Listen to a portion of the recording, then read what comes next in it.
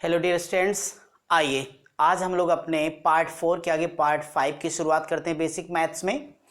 और आज आपको मैं कई सारी छोटी छोटी चीज़ें अच्छे से समझा देता हूं, यानी मसलन भिन्नों को जोड़ना, उनको घटाना, एडिशन, सब्ट्रैक्शन, ये सारी बातें बता करके फिर इसका एक अगला पार्ट 6 लेकर के आऊँगी जिसमें वर्गमूल, घनमूल, एलसीएम और एचसीएफ सिखा के बेसिक मैथ्स को कंप्लीट करके फिर आपका मैं एक डिटेल टॉपिक परसेंटेज लेके शुरू करूँगा।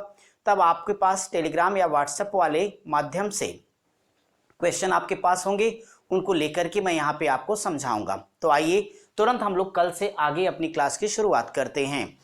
डियर स्टूडेंट्स, आपके सामने मैंने यहाँ पर एक क्वेश्चन लिखा हुआ है, आप देख पा रहे होंगे, बहुत ही पॉपुलर है बेसिक मैथ के अंदर। ये बार बार अगर आपने एग्जाम दिया है तो क्वेश्चन आपको मिलता ही रहता है। ऐसे क्वेश्चन को सॉल्व करने के लिए आपका काफ़ी टाइम जाता है, लेकिन यहाँ देखिए अब हम लोग फटाफट इसे कैसे सॉल्व करेंगे। मैं आपको दो मेथड यहाँ सिखाने जा रहा हूँ। एक मेथड केवल आपके समझने के लिए होगा, जिसे मैं रोज आपके लिए ये कह के लिखता हूँ कि भाई ये हमारा जनरल मेथड है। तो जनरल मेथड से पहले आप सीख लो, इसके बाद आप अधिकतम 2 से 3 सेकंड भी नहीं लगेगा, रूल फॉर एग्जामिनेशन मेथड मैं आपको सिखा दूंगा, जिससे आपको अपनी परीक्षा पास करनी है। इस तरह के सारे क्वेश्चन जब हम नंबर सिस्टम टॉपिक लेकर आएंगे तो आपको सारी बातें अच्छे से यहाँ पे पढ़ाएंगे। अब जैसे एक क्वेश्चन मैंने केवल आपको लिया है कि आप डेफिनेशन को समझ जाएं। कहते हो कि किसी संख्या को 36 से भाग दे दिया जाए तो जो रिमाइंडर है यानी शेष है वो कितना बचेगा? 21 बचेगा। अब आपने कह दिया नहीं नहीं मेरे मन तो बदल गए भैया, तो क्या करना चाहते हो? आप कह रहे हैं तो शेष क्या बचेगा अगर उसी संख्या को हम 12 से भाग दे दें। अगर आप इस सवाल के बारे में बात करिएगा तो आप सभी को ये बात पता है कि सबसे पहले आपने 36 से भाग दिया तो आपके पास रिमाइंडर बचता है 21। अब आप चाहते हो कि 12 से डिवाइड करें तो रिमाइंडर क्या बचेगा? अगर मैं इसे जनरल मेथड से लगाऊं तो आपने ये फार्मूला पढ़ा हुआ होगा कि जो हमारा ये भाज्य है यह बराबर होता है भाजक गुणे भागफल और प्लस शेष। इस पे बहुत अच्छे अच्छे लेवल के सवाल है जिसे हम नंबर सिस्टम में पढ़ेंगे। ये फार्मूला होता है। अब जरा एक बार यहां पहले सोच लो कि ये 36 से 12, 12 तो यहां 36 होगा, सो 36 का एक फैक्टर 12 है, तो तय हो गया कि जो भी संख्या 36 से कटेगी हर कीमत पर वो 12 से भी कटेगी। फिलहाल अब देखो कि अगर इस क्वेश्चन को यहां पर मैं सॉल्व करूं आपके लिए तो मेरे भाई भाजक तो पहली बार 36 था ये, लेकिन क्वेश्चन यानी भागफल कितना मुझे नहीं पता, मैंने मान लिया x है तो मेरे पास रिमाइंडर बचा था 21।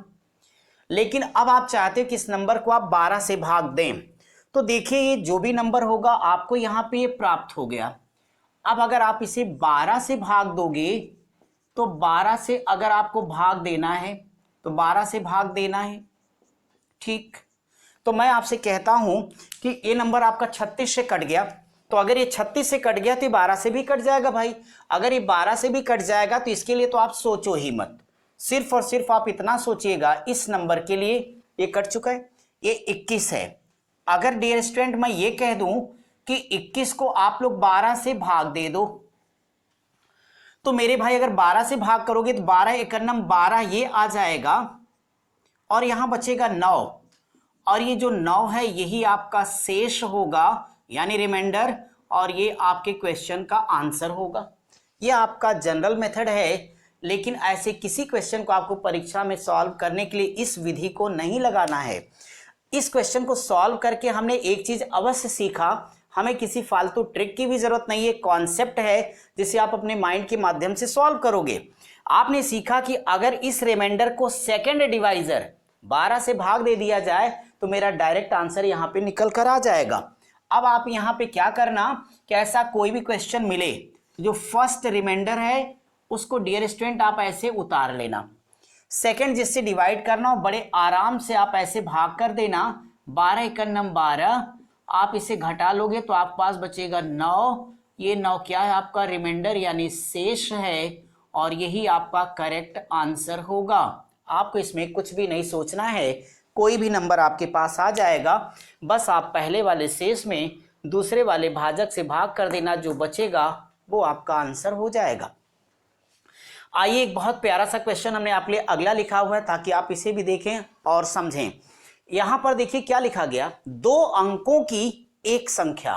तो अगर 2 अंकों की एक संख्या कहेंगे तो ठीक है भाई, 2 अंकों की एक संख्या तथा उस संख्या के दोनों अंकों के स्थान अदल बदल, चाहे अदल बदल लिखा हो, अदल बदल का मतलब इंटरचेंज है, या परिवर्तित संख्या हो के बाद इनका अंतर कितना दिया गया, 63। प्रश्न है तो उन दोनों संख्या के अंकों का अंतर क्या होगा, ये आपका क्वेश्चन है। ऐसे किसी भी क्वेश्चन को सॉल्व करना है तो आप देखिए, सबसे पहले इसका कॉन्सेप्ट यहां सीखें आप जनरल मेथड से, यानी डिटेल में आप इसे कैसे करोगे। अगर यहां डिटेल की बात मैं आपसे करता हूं, सबसे पहले जनरल मेथड से यहां पे लगाना है मुझे।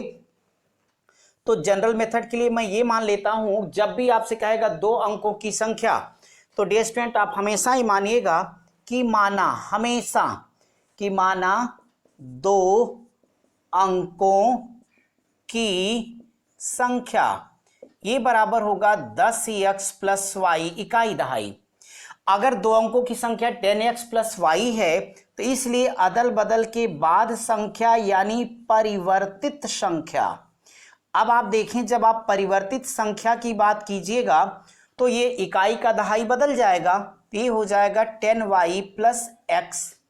आपका क्वेश्चन कहता है कि 2 अंकों की एक संख्या और उस संख्या के दोनों अंकों के स्थान अदल बदल के बाद प्राप्त संख्या का अंतर का मतलब हमेशा एक बात याद रखना कि बड़े में से छोटा घटाओ बराबर उत्तर पाओ। तो जब बड़े में से छोटा घटाने पर आपको आंसर मिलेगा तो देखिए कैसे, आप कह देना इसलिए अकॉर्डिंग टू द क्वेश्चन, यानी प्रश्नानुसार या प्रश्न से। तो ये प्रश्न से जब आप करिएगा तो एक संख्या आपके पास होगी 10x प्लस वाई और यहां से माइनस हो जाएगा 10y प्लस x बराबर 63 दिया गया। अब आप इसे हल करिए तो आपका आगे आ जाएगा ये 10x प्लस वाई, ये माइनस आएगा अंदर तो माइनस 10y और ये माइनस होगा x बराबर 63 के। अब यहाँ देखो 10x में से एक x निकलेगा तो आपके पास आएगा 9x, माइनस 10y में से y को अगर आप घटा देंगे तो आपके पास आ जाएगा माइनस 9y बराबर 63 के। डियर स्टूडेंट्स दोनों में 9 है इसलिए आप 9 को कॉमन ले लीजिएगा और 9 को जब आप कॉमन लोगे तो आपके पास आएगा x माइनस वाई बराबर 63 के। इसका तात्पर्य ये भी है कि हम इसे अगर चाहेंगे तो इसे बड़े आराम से लिख सकते हैं कि इसलिए x माइनस वाई बराबर 63/9। अब आप इसे कैंसिल कर सकते हो, 9 सत्ते 63, तो आपका करेक्ट आंसर आ जाएगा 7, यानी उन दोनों संख्याओं के अंकों का जो अंतर निकल के आया वह आपका है 7। यहाँ एक बात बता दूं कि ये आपको हमने समझने के लिए बताया है, इस मेथड को आपको अपने एग्जाम में सॉल्व करने के लिए कभी प्रयोग नहीं करना है। इस क्वेश्चन को सॉल्व करके जो आपने प्राप्त किया, अभी आपने अपना टाइम इन्वेस्ट किया है, उसके बदले में जो आपको मिला वो ये कि ऐसे क्वेश्चन को हमें अपने एग्जाम के लिए डायरेक्ट सॉल्व करना है तो अधिकतम 2 से 3 सेकंड में कैसे उत्तर आएगा। ये कहता उनके अंकों का अंतर क्या होगा, डायरेक्टली लगाओ क्वेश्चन मार्क। अगर मैं कहूं कि इस कहानी से क्या शिक्षा मिलती है आपको, तो आप यही कहोगे कि मैंने ऐसे क्वेश्चन को सॉल्व करके देख लिया कि जब भी अंतर पूछेगा तो ऑलवेज डिवाइडेड बाई 9।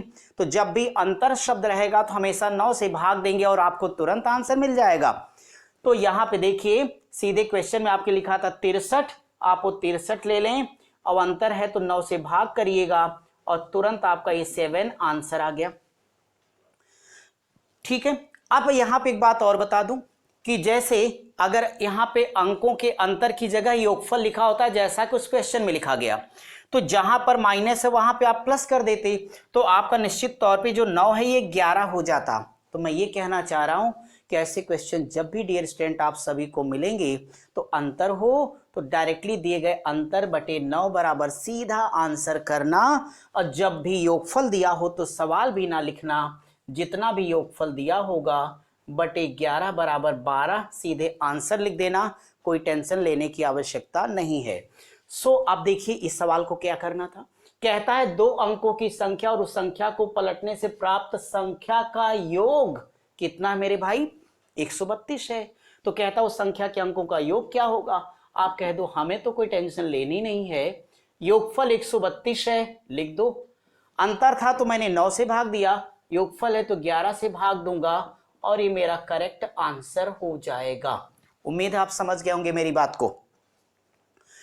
अब मैं आपके लिए एक अगला और बड़ा ही प्यारा सा प्रश्न लेता हूं, आप इसे ध्यान से, अगर कोई दिक्कत होगी तो वीडियो को पीछे करके भी आराम से आप देख सकेंगे, पूरा कंप्लीट वीडियो देखिएगा।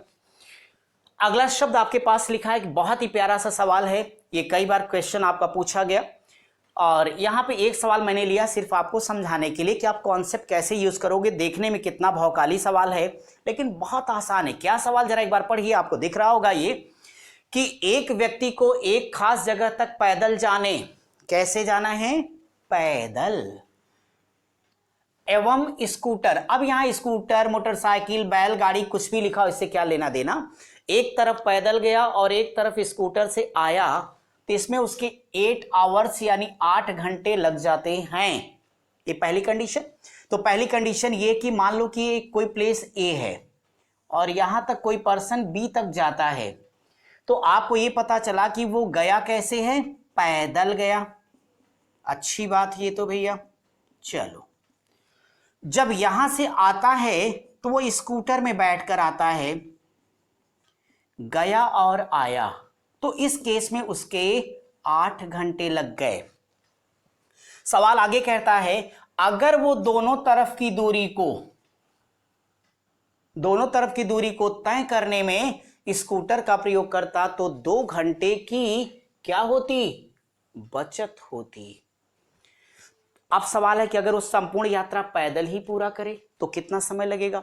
मैंने क्या समझाया आपको कि वो व्यक्ति पैदल गया, गाड़ी से आया तो 8 घंटे लग गए। अब प्रश्न करता है कि ये पैदल वाले के बदले अगर इस वाले को भी वो स्कूटर से ही गया होता, आया तो है ही स्कूटर से, तो उसके 2 घंटे बचते, एक कंडीशन। लेकिन सच ये है कि सवाल कर दिया गया कि अगर वो पैदल गया था, पैदल ही आता तो मेरे भैया आपको कुछ नहीं करना था, सीधे लिखना क्वेश्चन मार्क बराबर ये 8 घंटा लगा है, बड़े मजे से रहने दीजिएगा। जो पैदल जाके गाड़ी से आने का समय में 2 घंटे की बचत यहां दिखाई गई थी, इसी बचत को जोड़ देना और 2 सेकंड में 10 घंटे आप करेक्ट आंसर दे दीजिएगा। यानी अपना कॉन्सेप्ट हुआ कि संपूर्ण पैदल यात्रा बराबर पैदल जाने में लगा समय प्लस स्कूटर एवं स्कूटर से आने में लगा समय प्लस समय की बचत बराबर सीधे उत्तर। यानी आप इस वाले को इससे ऐड कर देना और कुछ नहीं, सीधे यहां पर अपना आंसर लिख दीजिएगा। उम्मीद है समझ गए होंगे। एक बड़ा ही प्यारा सा प्रश्न आपके सामने लिखा, बड़ा फेमस ये भी सवाल है। आपने देखा कि यहां पे सवाल लिखा गया कि एक 80 मीटर ऊंचे गोल खंभे पर एक बंदर 1 मिनट में 80 मीटर ऊंचे गोल खंभे पर 1 मिनट में 5 मीटर वो चढ़ेगा, दूसरे मिनट ही वो 2 मीटर नीचे खिसक आएगा। प्रश्न ये है कि खंभे के सिरे पर पहुंचने में बंदर को कितना समय लगेगा। अच्छी बात है। अगर इस सवाल के बारे में आपसे बात करता हूं तो जरा एक बार पहले मैं इसका कॉन्सेप्ट आपको समझा देता हूं कि ऐसे सवालों को आपको करना कैसे है, समझना कैसे है। यहां पे किसी तरह की आप गलती मत कर देना मेरे भाई। देखो, अब आप इमेजिन करो कि यह एक कोई खंबा है, ठीक है, कोई बात नहीं है, ये खंबा हो गया। इस खंबे की हाइट आपको 80 मीटर दी गई है, ये भी ठीक है। यहां मैं मान लेता हूं कि एक बंदर भैया है, ये तो बंदर मामा आ गए। बंदर मामा ने क्या किया कि 1 मिनट में ये 5 मीटर चढ़ जाते हैं, तो 1 मिनट इन्होंने यहां पे लगाया, अब 5 मीटर तक ये चढ़ के आ गए। इससे पहले कि बंदर मामा कुछ समझ पाते उनके साथ घटना घट गई। घटना क्या घटी, फटाक से गए 1 मिनट में 5 मीटर, लेकिन दूसरे मिनट ही ये 2 मीटर वापस सरक आते हैं, तो 1 मिनट आपका यहां फिर चला गया।